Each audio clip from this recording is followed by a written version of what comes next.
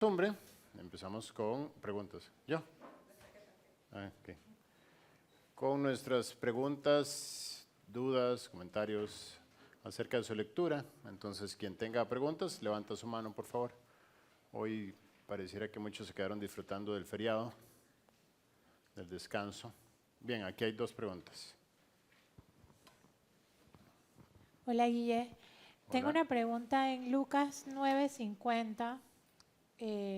Jesús le dijo, no se lo prohibáis, porque el que no es contra nosotros, por nosotros es. ¿A qué se refiere con eso? Es decir, ellos encontraron una persona que estaba predicando el Evangelio, pero no andaba dentro del grupo de los discípulos de Jesús. Entonces, celosamente dijeron, ¿por qué anda alguien hablando de lo que nosotros estamos enseñando si no está caminando junto con nosotros? Entonces, Jesús planta un principio que nos va a regir en la iglesia, y es decir, no se lo prohíba, no todos los grupos son el mismo grupo. Mientras la doctrina sea correcta, entonces todos estamos trabajando para el mismo Señor. Entonces, el que no es contra nosotros, por nosotros es. Es decir, mientras no estén hablando contrario a las enseñanzas de la palabra de Dios, entonces Dios bendiga ese ministerio. A eso es a lo que se refiere. Ajá. Iker. ¿Tienes otra? Y en el 62, cuando dice, y Jesús le dijo, ninguno que poniendo su mano en el arado mira hacia atrás es apto para el reino de Dios. Ajá. Está usando una figura metafórica para dar a entender que el llamamiento a seguir a Cristo es un llamamiento hacia el frente. Tú no puedes servir a Cristo viendo para los lados. Dice el Salmo 32, no seas como el caballo o como el mulo sin entendimiento, que no se acercan a ti, sino no se les pone cabestro y freno. O sea, si no se les pone un instrumento que no les permite a ellos voltear a ver a los lados para que caminen recto. El creyente, dice la Biblia en Hechos 20, en Filipenses 3, en varias referencias con respecto a la carrera que estamos viviendo, Pablo dice, olvidando ciertamente lo que queda atrás y extendiéndome hacia lo que está adelante, prosigo a la meta. 1 Corintios 10 también compara la carrera de la vida cristiana pues con un proceso donde hay un objetivo y tengo que estar concentrado para no perder el objetivo. Tengo que saber que hay en el camino hay potenciales desviaciones que me van a sacar del objetivo. Entonces, dice Hebreos 12, dice, por lo tanto, dice, levantad las manos caídas y las rodillas paralizadas y haced sendas derechas para vuestros pies. Las sendas tienen que ver con el andar, los caminos, las sendas. Me guiará por senda de justicia por amor de su nombre. Es decir, iré recto cuando Él me guía. Y es necesario ir recto porque nosotros tenemos un ministerio que es la siembra. Entonces, el arado requiere de una fuerza sobrehumana, en este caso de la fuerza de los bueyes, animal, que se les pone un yugo. Y ese yugo tiene, pues, pendiendo de él el arado. Y el arado es una especie de madero con una punta de metal o madero bien duro que va rompiendo la tierra. ¿Sí lo han visto? Ya no existe eso casi. Bueno, en Costa Rica sí la hay, pero es como muy rudimentario. Ahora hay máquinas que rompen y que dejan los surcos derechos. ¿Por qué derechos? Porque luego ahí vienen las plantaciones. Entonces, el arado era más artesanal y el arado va rompiendo el surco. Entonces, si el buey se dobla para un lado y el otro se dobla para el otro, el arado se rompe, no se puede andar. Si los dos cruzan para el mismo lado, entonces el surco se va a torcer. Y no hay problema si hay un solo surco, pero si tengo que hacer un surco cada 30 centímetros, ahí va a haber un problema, porque entonces eso va a ser un espagueti de surcos, ¿cierto? Entonces, para que el campo esté recto, lleno de surcos, todos surcos, el arado debe ir recto. Entonces, el que ara, que en este caso es una como lo digo, una figura, una imagen del creyente. El que tiene el proyecto de la vida cristiana no puede ir haciendo surcos torcidos en su vida, porque el fruto va a salir torcido también. El creyente debe ir en líneas rectas. Entonces, ninguno que poniendo la mano en el arado, es el versículo que tú citas, y mira para atrás. Bueno, tú que manejas carro, ¿qué pasa si 10 segundos te pones a ver para atrás? Te estrellas. Bueno, si tú no vas pendiente de que los bueyes vayan haciendo la línea recta, entonces aquel surco va a quedar torcido. Y eso hay que trabajarlo de nuevo para que vuelva a quedar recto. ¿Okay? Entonces, el creyente tiene que ir con los ojos puestos al frente. No puedo ver el pasado. No puedo volver a ver a Egipto. Dice, la semana pasada alguien preguntaba con respecto a este pasaje de 1 Corintios 10, donde dice que no todos los que salieron de Egipto fueron los que entraron a la tierra prometida, que la mayoría de ellos quedó postrado en el camino, precisamente porque vivían viendo para atrás. Ay, es que antes yo salía, antes tenía novio, antes, qué sé yo, me tomaba mi vinito, y ahora en diciembre me siento tan solo o tan sola, y antes yo podía hacer esto, y antes podía hacer cosas. Entonces vivo la vida cristiana viendo para afuera, viendo para atrás. No viendo a Cristo, viendo las bondades, viendo de lo que me libró, viendo el proyecto hacia el frente. Muchos viven atrás. Y antes me gustaba más porque yo, qué sé yo, tenía más libertad en mi feminismo o en mi machismo. O antes yo golpeaba la mesa y todo el mundo se callaba. Ahora ya no puedo hacer eso.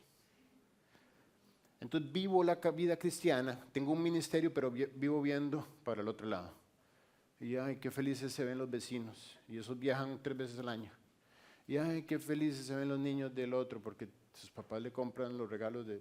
En fin, vivo la vida cristiana viendo para los lados. Entonces, el fruto, quizás al principio no se note, pero al final de cuentas se va a ver la desviación. Siempre se va a ver la desviación. Es una de las máximas de la vida cristiana. No erréis, Dios no puede ser burlado. Todo lo que el hombre sembrare, eso también segará. Y si el hombre no siembra bien, es decir, él puede hacer sus primeros surcos torcidos, que no pasa nada hasta que termine el trabajo. Cuando termine el trabajo se va a dar cuenta de que sembró mal y va a tener que cosechar mal. Entonces, esa es la figura que le está diciendo. No es apto para el reino, no sirve en el reino de los cielos. No va a poder, va a ser un siervo malo y negligente. De él no va a poder brotar mucho fruto que permanezca. ¿Por qué? Porque vive no en el carácter, sino en las emociones. Hoy sí, mañana no, hoy pienso una cosa, luego pienso otra, entonces ando haciendo surcos torcidos. Es preciosa esa metáfora, podemos hacer varias prédicas de eso. Señor Iker. Hola Guille, quiero que me aclares Mateo 7:3, que dice, ¿y por qué miras la paja que está en el ojo de tu hermano y no echas de ver la viga que está en tu propio ojo? Sí, otra prédica preciosa de ahí. Realmente está hablando acerca del tomar la posición de juicio, de juzgar a tu prójimo, a tu hermano. Entonces, el punto es cuando un orador hace este tipo de pausas es porque está tratando de ganar tiempo. Ya. Dice, no juzguéis para que no seáis juzgados, porque con el juicio con que juzgáis, seréis juzgados, y con la medida con la que medís, os será medido. Y ahí viene el punto, dice, ¿y por qué miras la paja que está en el ojo de tu hermano y no echas de ver la viga que está en tu propio ojo? Es decir, estás pendiente de la imperfección que hay en tu prójimo. Estás mirando el detalle fino de la pequeña basurita que hay en el ojo de tu hermano. Y lo miras, aunque en este versículo no se aclara, sino hasta que vemos el contexto, lo miras desde una condición de juez para juzgarlo. Lo miras para criticarlo. Dice, ¿y por qué no miras la viga que está en tu propio ojo? Entonces la comparación entre la viga y la paja es que la viga es más grande que la paja. Es decir, tú tienes un problema mayor y estás pendiente de los errores de tu prójimo.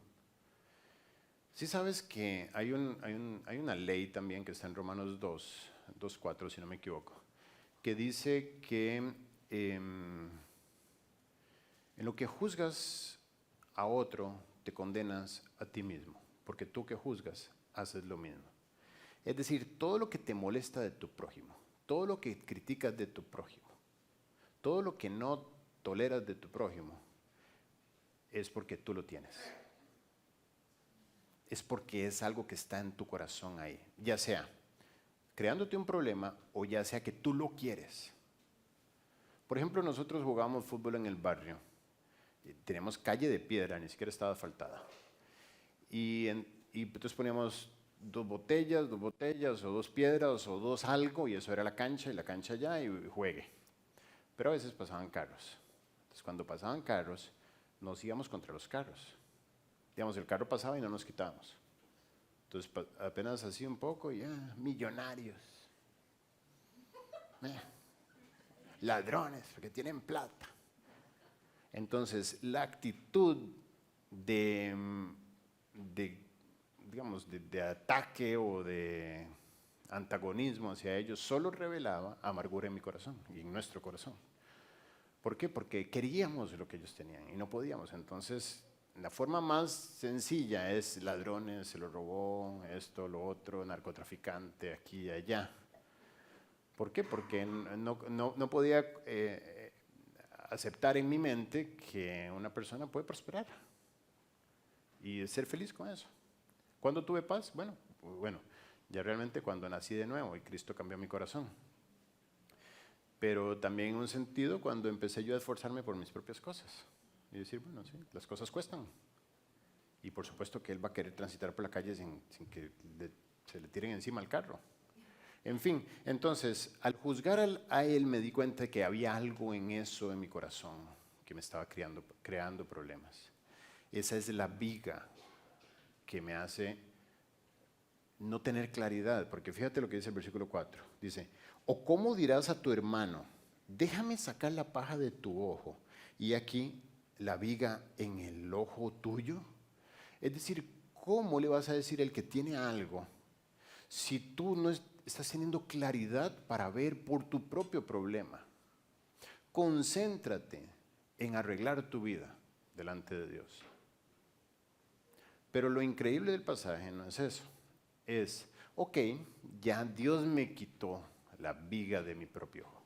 Ahora tengo libertad de empezar a criticar.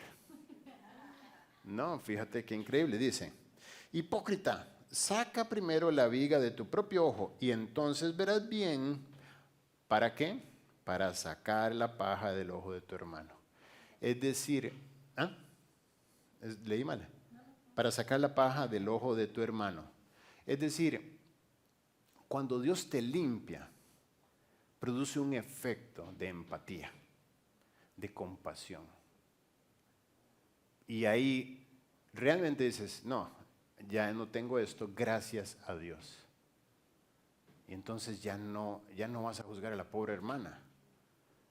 O sea, en estos días me han llegado varios, me dicen una cosa de alguien, de otro.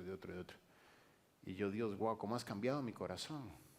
¿Por qué? Porque lo único que toda esa información produce es un deseo de ir a orar por ellos.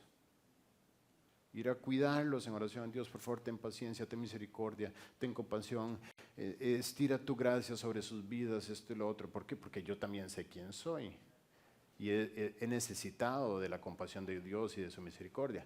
Entonces, cuando Él limpia tu ojo, ya puedes ver bien, no para criticar, sino para ayudarle a tu hermano a sacar, a corregir, a limpiar.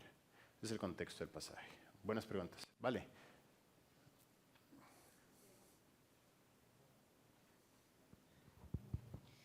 En Marcos 9:1 dice, de cierto os digo que hay algunos de los que están aquí que no gustarán la muerte hasta que hayan visto el reino de Dios venido con poder. Bueno. ¿Qué significa eso? Bueno, sí, no ha llegado en un sentido por completo el reino de los cielos.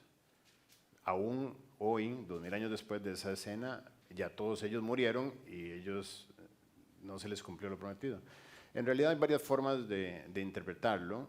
Pues la primera, Jesús cuando empieza su predicación dice el reino de los cielos se ha acercado. Es decir, la predicación y la palabra de Dios, así como el nuevo nacimiento, pone el Espíritu Santo dentro del creyente.